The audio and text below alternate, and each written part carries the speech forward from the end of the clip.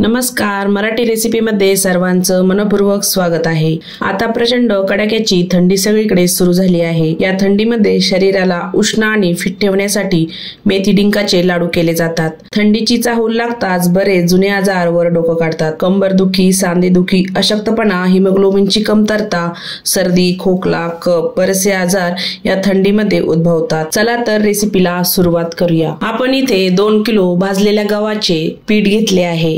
रवेदार असं दळून आणायचं आहे। अर्धा किलो मेथीचे पीठ घेतले आहे। मेथी ही कमी गॅसवर भाजून छान थंड झाल्यावर दळून आणली आहे। 1 किलो उडद डाळीचे पीठ घेतले आहे। तेही कमी गॅसवर छान भाजून पीठ दळून आणले आहे। 1.5 किलो खोबऱ्याचा किस घेतला आहे। खोबरं काळ्या पाटीचंच घ्यायचं। 1.5 किलो खारीकची पावडर घेतली आहे। खारकीच्या बिया काढून छान बारीक करून घेतली आहे। पाव किलो बदामची पावडर घेतली आहे आणि पाव किलो काजूची पावडर घेतली आहे। गोडंबी आपण 100 ग्रॅम घेतली आहे, तिची पावडर तयार केली आहे। पाव किलो डिंक घेतला आहे। 3 किलो फोडलेला गुळ घेतला आहे। गुळ किसून घेतला तरी चालतो। एका मोठ्या भांड्यामध्ये पीठ आपण चाळून घेऊया। पण मी गहू छान खमंग असे भाजून गिरणीमधून छान दळून आणले आहे, त्यामुळे लाडूला मस्त चव येते।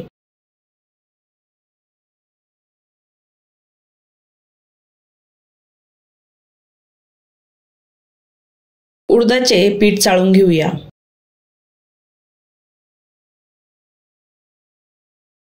उडदाचे पीठही छान चाळून झाले आहे। मेथीचं पीठ चाळून घ्यायचं आहे। मेथी ही छान कमी गॅसवर छान भाजून घेतल्यानंतर मेथीचा कडवटपणा कमी होतो।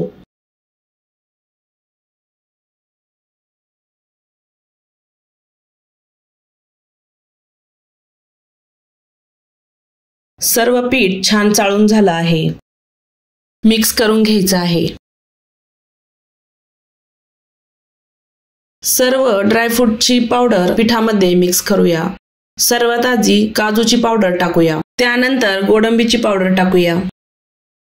बारीक केलेले बदाम टाकूया।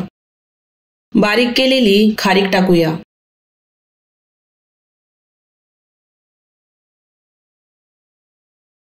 सर्व पिठामध्ये छान मिक्स करून घ्यायचं आहे। काजू आणि बदाम आणि खारीकची पावडर मी कच्चीच वापरली आहे। पिठामध्ये सर्व मिक्स करून घेतलं आहे।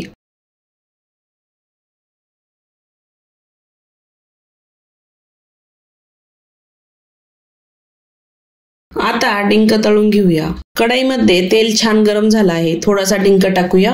डिंक कधीही बारीकच घ्यायचा। जाड डिंक चांगला तळला जात नाही, आतमध्ये तो कच्चा राहतो, त्यामुळे डिंक बारीकच घ्यायचा।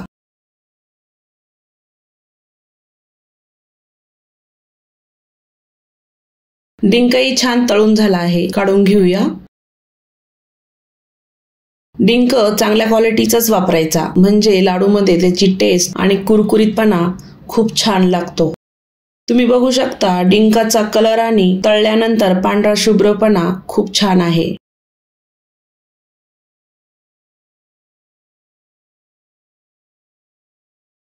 सर्व डिंक तळून झाला आहे।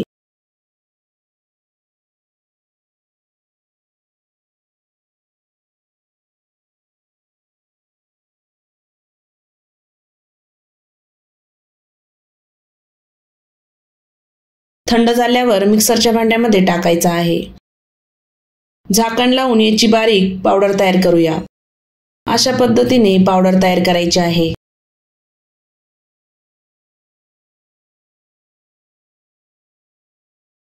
पातेल्यामध्ये 2 किलो शेंगदाण्याचं तेल घेतलं आहे। तुम्ही याऐवजी सूर्यफूलचं तेलही वापरू शकता किंवा तूपही वापरू शकता, पण शेंगदाणा तेलामध्ये लाडू खूप छान टेस्ट येते। तेल इथे छान गरम झालं आहे। खोबरं टाकूया। खोबरं तेलामध्ये छान तळून घ्यायचं आहे। जोपर्यंत खोबऱ्याला तेल छान सुटत नाही तोपर्यंत खोबरं छान तळून घ्यायचं आहे। खोबरं एकसारखं हलवत तळून घ्यायचं आहे। मला खोबरं तळायला 8 ते 9 मिनिट लागले आहे। खोबरं छान तळून झालं आहे।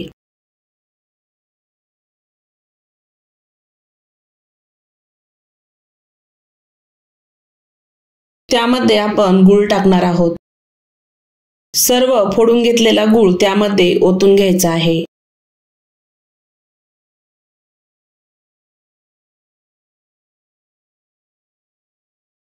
तेलामध्ये गूळ छान मिक्स करायचा आहे।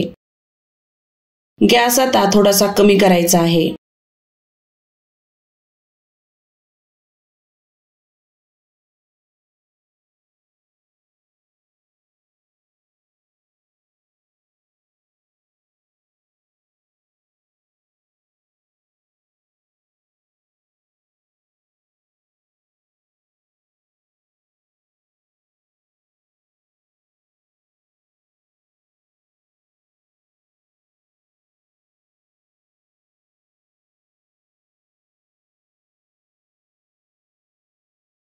गूळ वितळायला सुरुवात झाली आहे। गूळ आणायच्या वेळेस चिक्कीचा गूळ आणायचा। गूळ एकसारखं हलवत वितळून घ्यायचं आहे।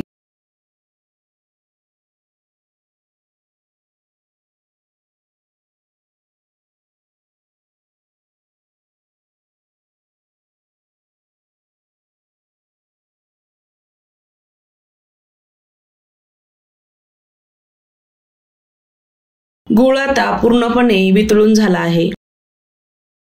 गुळाचा पाक तयार करून घेऊया।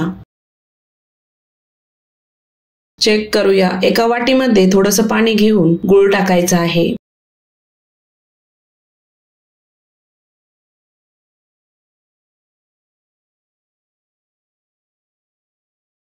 गुळाची गोळी तयार झाली आहे।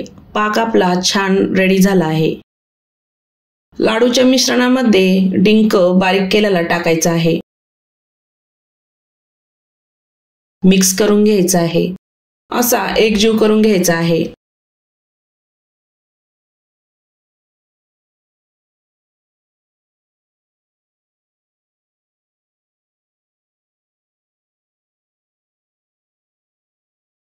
मिश्रणामध्ये पाक ओतून घेऊया। पाक ओतताना जरा समळून टाकायचा आहे। पाक खूप गरम असतो ना।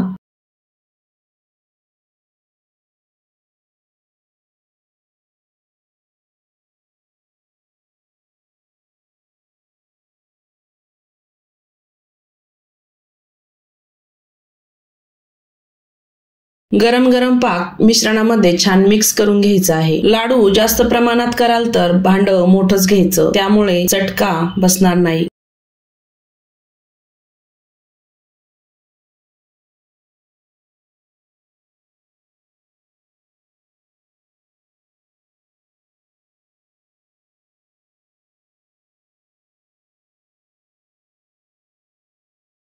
मिश्रण आपलं छान मिक्स होत आलं आहे।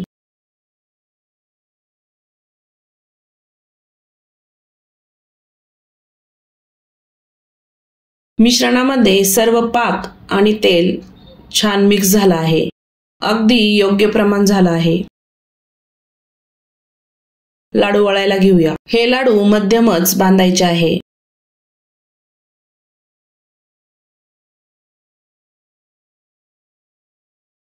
बघू शकता गोल गरगरीत मेथीचा लाडू तयार झाला आहे।